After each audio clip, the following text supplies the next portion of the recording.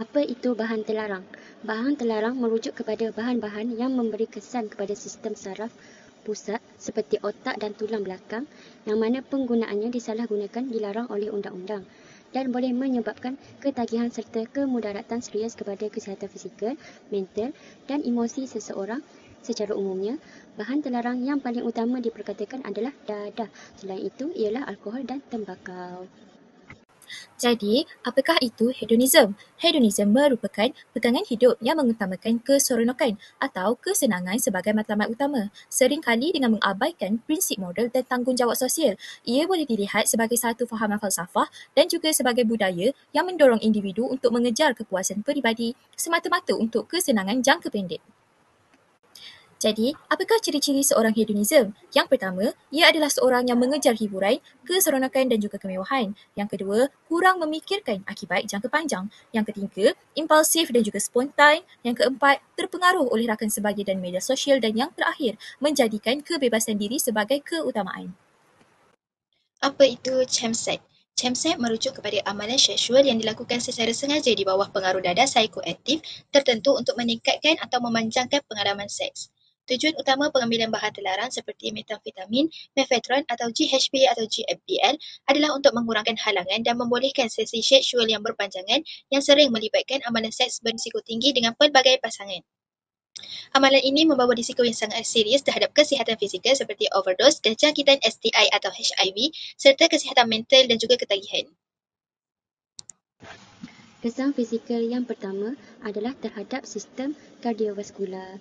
Pengambilan bahan terlarang seperti kokain dan methamphetamine boleh menyebabkan denyutan jantung menjadi laju atau tidak normal serta boleh meningkatkan risiko serangan jantung. Seterusnya, tekanan darah juga boleh meningkat secara mendadak akibat penggunaan bahan terlarang serta menyebabkan risiko strok atau kegagalan jantung meningkat. Penggunaan jangka panjang bahan terlarang boleh merosakkan otot jantung serta mengakibatkan kegagalan jantung yang kronik. Kesan fizikal yang kedua adalah terhadap sistem saraf dan otak. Bahan psikoaktif boleh menjejas fungsi otak, termasuk memori, tumpuan dan keupayaan membuat keputusan. Seterusnya, penggunaan bahan seperti meth atau ekstasi boleh menyebabkan halusinasi, paranoia dan perubahan persepsi. Selain itu, otak juga boleh menjadi bergantung secara kimia kepada bahan tersebut. Secara tidak langsung, boleh menyebabkan ketagihan dan kesukaran untuk berhenti. Kesan fizikal yang seterusnya adalah terhadap sistem pernafasan. Seperti kita tahu, penggunaan rokok, ganja atau kokain boleh menyebabkan keradangan paru-paru dan batuk kronik serta boleh mengganggu sistem pernafasan. Bagi pengguna suntikan pula, risiko jangkitan paru-paru atau penyakit-penyakit lain adalah lebih tinggi kerana sistem imun terjejas. Kesan fizikal yang seterusnya adalah sistem pencernaan. Pengambilan bahan seperti ekstasi, GHB atau heroin boleh menyebabkan luka hati, muntah dan cirit bilik. Seterusnya, hati juga boleh rosak akibat bahan kimia yang terkumpul. Secara tidak langsung, ia juga boleh meningkatkan risiko hepatitis atau kegagalan hati. Selain itu, buah pinggan juga boleh terjejas akibat kerosakan organ penting jangka panjang. Seterusnya, kesan fizikal terhadap sistem imun. Bahan terlarang juga boleh melemahkan sistem imun. Ini kerana tubuh lebih mudah dijangkiti penyakit seperti HIV, hepatitis B dan C. Selain itu, proses penyembuhan luka juga menjadi lebih lambat kerana tisu tubuh dan kulit lebih mudah cedera. Masalah fizikal lain juga boleh berlaku. Sebagai contoh, penggunaan bahan terlarang boleh menyebabkan jerawat, ulcer dan kulit kelihatan kering atau cepat tua. Selain itu, selera makan juga boleh berubah kerana ia boleh menyebabkan peningkatan atau penurunan berat badan secara drastik. Pengambilan meth juga secara khusus boleh menyebabkan kerosakan gigi serius atau meth mouth. Akhir sekali, pengambilan dos tinggi berisiko boleh menyebabkan overdosis yang boleh membawa maut. Kesan kesihatan sosial yang pertama ialah keruntuhan hubungan kekeluargaan. Hilangnya kepercayaan dan komunikasi dalam keluarga. Bahan terlarang akan menyebabkan individu sering berbohong, memanipulasi atau menyembunyikan masalah mereka. Hal ini akan menghancurkan kepercayaan asas dan menyebabkan komunikasi terhenti. Hal ini kerana individu sedar bahawa tindakan mereka itu salah dan cuba menghindari ahli keluarga yang berdekatan dengan mereka. Seterusnya ialah keganasan dan penderaan. Di bawah pengaruh bahan terlarang, individu akan cenderung untuk menjadi tidak menentu, agresif dan hilang kawalan emosi. Hal ini akan meningkatkan risiko keganasan rumah tangga, penderaan fizikal atau penderaan emosi terhadap ahli keluarga. Seterusnya ialah pengabaian tanggungjawab. Individu akan mengabaikan peranan mereka sebagai ibu bapa, pasangan atau anak. Mereka gagal menyediakan keperluan asas, penjagaan dan kasih sayang yang diperlukan oleh keluarga. Mereka hanya mementingkan diri mereka sendiri tanpa menghiraukan keadaan dan perasaan orang sekeliling mereka.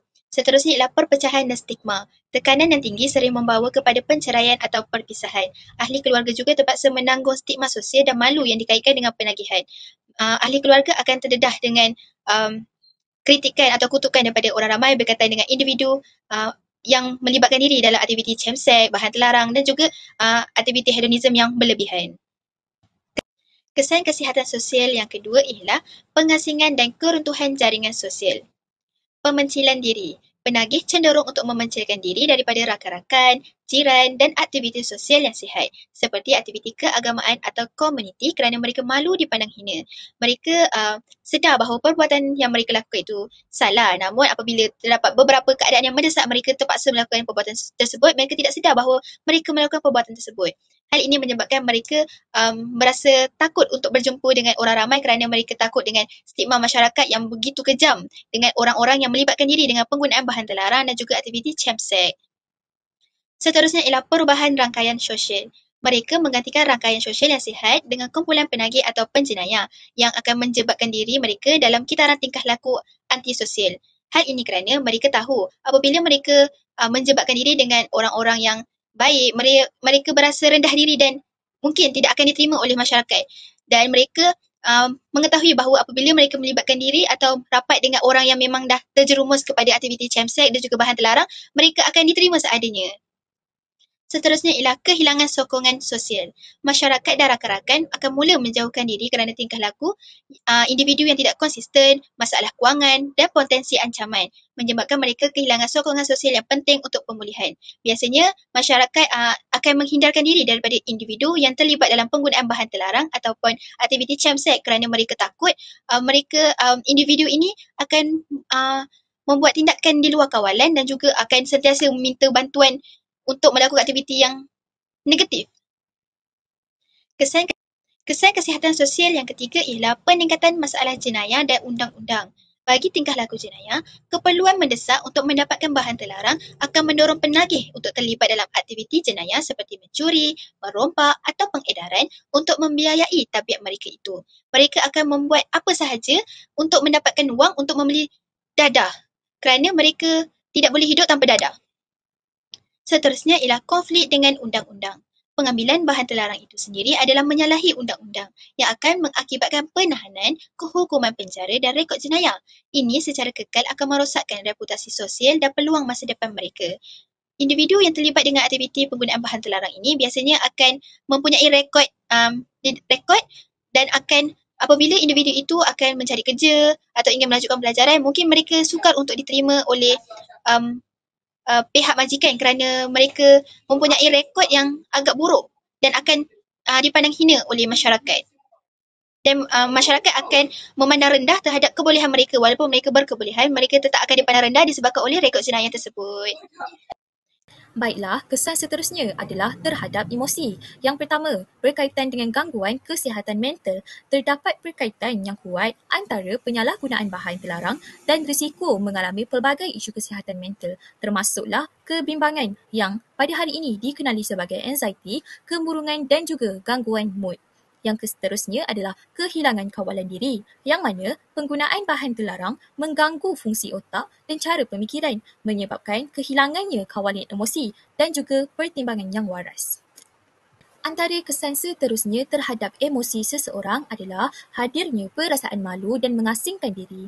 Jadi, pengguna mungkin mengalami perasaan malu yang mendalam dan cenderung mengasingkan diri daripada keluarga serta rakan-rakan, seterusnya merosakkan perhubungan sosial. Untuk kesan yang keempat pula, kecenderungan untuk membunuh diri. Jadi, dalam kes yang teruk, gabungan penggunaan dadah dan masalah kesihatan mental boleh meningkatkan risiko tingkah laku untuk mencederakan diri atau cubaan untuk membunuh diri.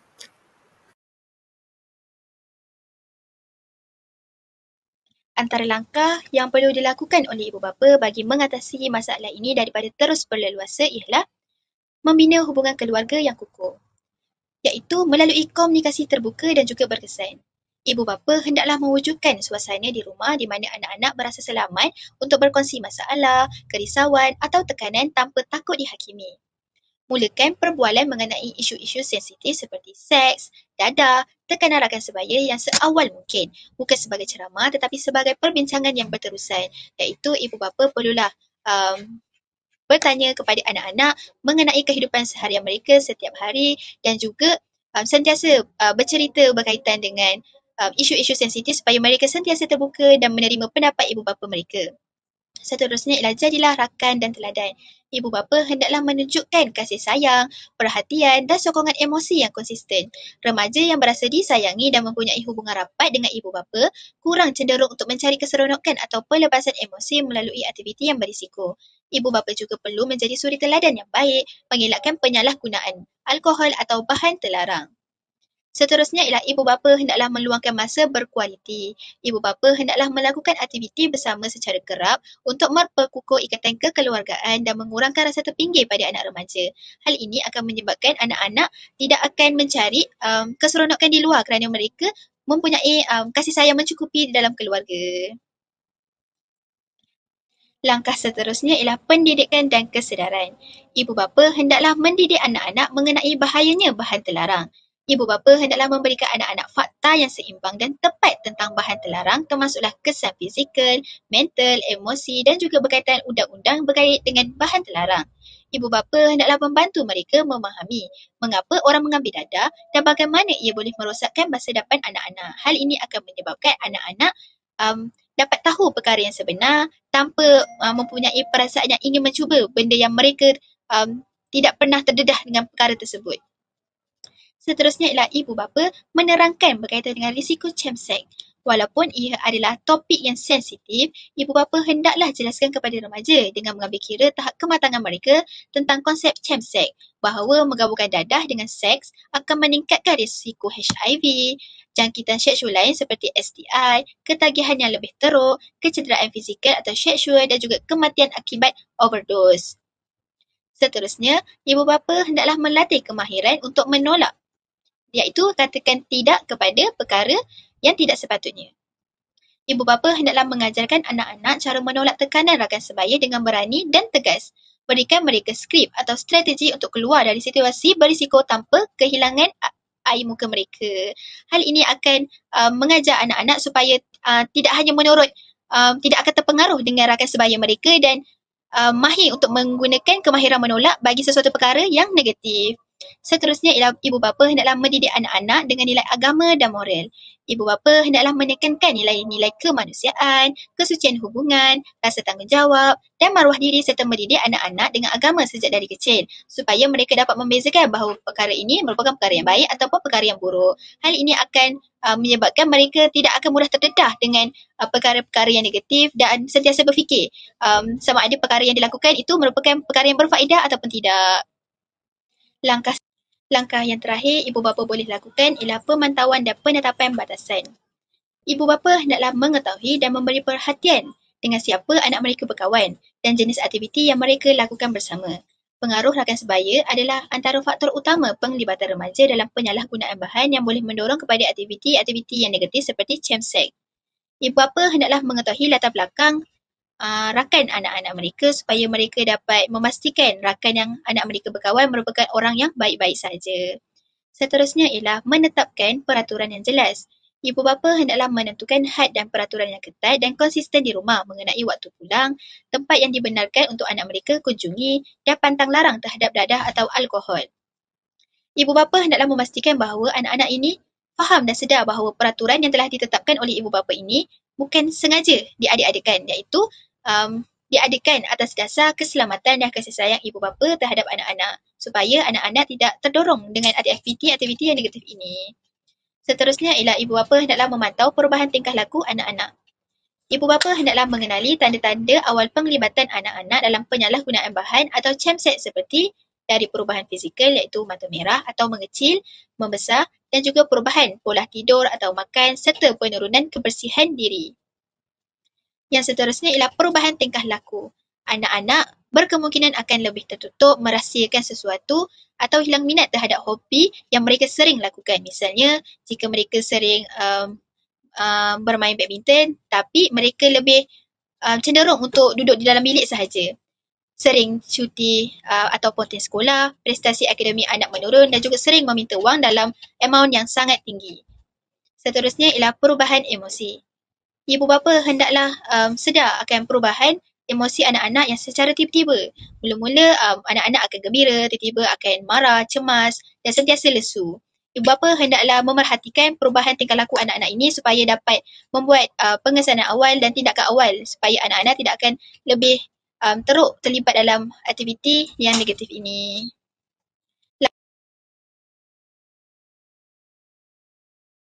Antara langkah lain yang boleh dilakukan oleh pihak sekolah adalah pelaksanaan program pendidikan pencegahan dadah PPDA yang komprehensif. Antara contohnya ialah integrasi kurikulum yang mana pihak sekolah boleh memasukkan modul pendidikan kesihatan dan pencegahan dadah ke dalam mata pelajaran sedia ada seperti pendidikan jasmani dan kesihatan, pendidikan sivik dan pendidikan Islam ataupun pendidikan moral. Seterusnya, pihak sekolah boleh mengadakan ceramah dan juga bengkel berkala yang mana mengadakan ceramah berkaitan dengan kesedaran yang melibatkan pakar dari agensi anti dadah kebangsaan AADK, polis dan NGO seperti Pengasih Malaysia untuk memberi pendedahan tentang bahaya dadah dan risiko camsek. Seterusnya, pendidikan berasaskan rakan sebaya, peer education, yang mana ini membolehkan para pelajar untuk berlatih bersama senior-senior atau ahli badan kepimpinan pelajar untuk menyampaikan maklumat pencegahan dadah kepada rakan sebaya mereka. Jadi, antara langkah lain yang boleh diambil oleh pihak sekolah adalah melaksanakan perkhidmatan bimbingan dan kaunseling yang proaktif. Antara contohnya ialah mengadakan sesi kaunseling individu dan secara berkelompok, yang mana pihak sekolah boleh menyediakan sesi kaunseling rahsia untuk pelajar yang berisiko atau telah terlibat bagi membantu mereka menangani masalah emosi, tekanan dan juga isu pribadi. Seterusnya, antara contoh lain yang boleh dilakukan oleh pihak sekolah ialah mengadakan program mentor-mentee, yang mana program ini adalah untuk mewujudkan program di mana guru-guru atau mentor membimbing pelajar secara individu, memberikan sokongan emosi dan juga pemantauan yang diperlukan. Dan antara contoh lain ialah memberi latihan kemahiran hidup yang mana pihak sekolah boleh mengadakan bengkel untuk meningkatkan kemahiran insaniah pelajar seperti kemahiran berkomunikasi, membuat keputusan, menyelesaikan masalah dan menangani tekanan rakan sebaya. Jadi, antara langkah yang boleh dilakukan atau dilaksanakan oleh pihak sekolah adalah penguatkuasaan disiplin yang tegas dan juga konsisten. Contohnya, pihak sekolah boleh melaksanakan dasar sifar dadah Zero Tolerance Policy, yang mana pelaksanaan dasar ini adalah secara jelas dan tegas terhadap sebarang bentuk penglibatan dengan bahan terlarang, dengan hukuman yang setimpal mengikut peraturan sekolah dan juga undang-undang negara. Antara contoh lain juga, pihak sekolah boleh melaksanakan pemeriksaan rawat dan juga saringan dadah, yang mana pihak sekolah boleh bekerjasama dengan pihak berkuasa seperti AADK untuk menjalankan pemeriksaan rawat di sekolah seperti ujian saringan air kencing secara berkala. Dan akhir sekali, pihak sekolah boleh membuat pemantauan di kawasan sekolah, yang mana ini adalah untuk meningkatkan pemantauan di kawasan hotspot dalam dan sekitar sekolah yang berpotensi menjadi tempat persembunyian atau aktiviti yang tidak sihat.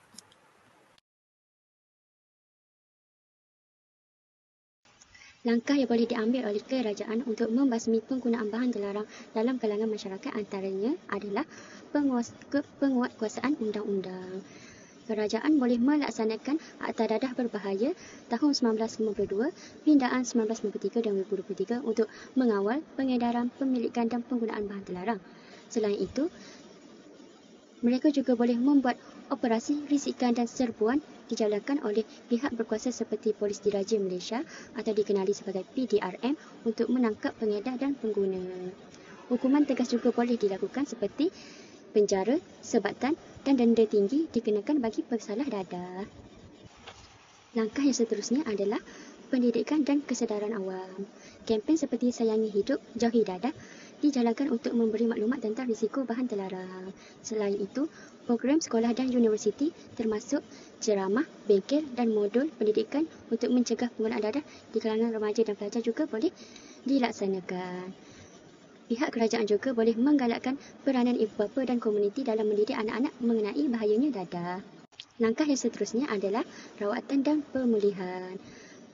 Penubuhan pusat pemulihan dadah atau dikenali sebagai pushbank boleh membantu penggunaan dadah mendapatkan rawatan fizikal dan mental. Program kaunseling terapi pemulihan dan kemahiran hidup juga perlu disediakan untuk membolehkan bekas pengguna kembali ke masyarakat. Kerjasama dengan hospital dan klinik kerajaan juga perlulah dilaksanakan untuk rawatan kesihatan akibat pengambilan bahan terlarang.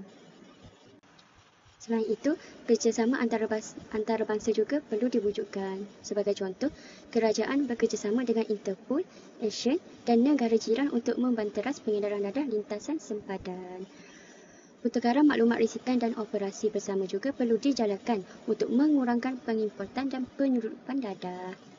Langkah yang terakhir ialah penyertaan komuniti. Sebagai contoh, penubuhan kelab dan NGO anti dadah juga perlu libatkan diri untuk memberi sokongan sosial dan aktiviti sihat bagi belia. Program aktiviti sukan, kesenian, kerjaya juga perlu disediakan sebagai alternatif untuk mengelak remaja daripada terjebak dalam dadah.